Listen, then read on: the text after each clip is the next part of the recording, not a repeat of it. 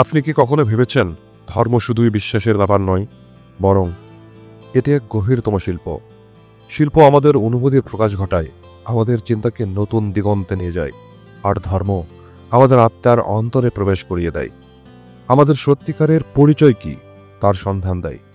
আজকের এই আলোচনায় ধর্মকে একটি মহৎ শিল্পরূপে বিশ্লেষণ করব, যেখানে আমরা দেখব বিভিন্ন ধর্মীয় উক্তি এবং বিখ্যাত সাধকদের দর্শন কিভাবে এই সত্যকে তুলে ধরে।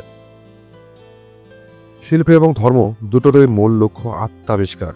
যেমন শিল্পী তার ক্যানভাসে এক নতুন পৃথিবীর সৃষ্টি করে, তেমনই একজন আধ্যাত্মিক পথিক তার চেতনার গভীর নতুনত্ব উপলব্ধির সন্ধান করেন। আত্মানং বৃদ্ধি, অর্থাৎ নিজেকে জানো। বুদ্ধ ধর্মে গৌতম বুদ্ধ বলেছেন, তুমি নিজেই নিজের প্রদীপ হও। খ্রিস্ট ধর্মে যিশু বলেছেন, ঈশ্বরের রাজ্য তোমাদের অন্তরে রয়েছে। ইসলাম বলে, যারা নিজেদের পথ চিন্তা করে তারা আল্লাহর নিদর্শন দেখতে পায়।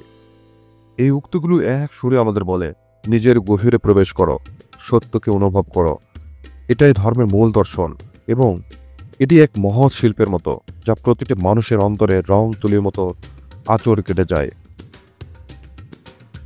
রুমি বলেছেন, তুমি যা খুঁজছ তা তোমাকেও খুঁজছে। স্বামী বিবেকানন্দ বলেছেন, ধর্ম মানুষের সত্য উপলব্ধির চরম পথ। শ্রী রামকৃষ্ণ বলেছিলেন, যে সব ধর্মের অন্তর্নিহিত সত্য উপলব্ধি করতে পারে সে বুঝতে পারে সব ধর্মই একই দিকে ইঙ্গিত করে। এই মহান ব্যক্তিরা ধর্মকে কোনো কঠোর নিয়ম বা অনুশাসন হিসেবে দেখেননি। তারা দেখেছেন এক অন্তর্নিহিত শিল্পরূপে, যা মানুষকে নিজের সত্য সত্তার মুখোমুখি দাঁড় করিয়ে দেয়। যেমন কবি তার কবিতার মধ্য দিয়ে সত্যের অনুসন্ধান করে, তেমন একজন সাধক তার ধ্যান, প্রার্থনা এবং চিন্তার মাধ্যমে এক নতুন জগতের সন্ধান পান। কবি রবীন্দ্রনাথ ঠাকুর বলেছিলেন, আমার মাঝে তোমার প্রকাশ, তাই এত সুখ।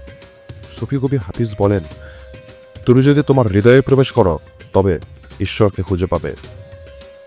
ধর্ম কখনো সংকীর্ণতা নয়, এটি এক মুক্ত শিল্প। প্রতিটি ধর্মে অন্তর্নিহিত সত্য একটাই, জগতের বাইরের সত্য নয়, বরং আমাদের ভিতরের সত্য।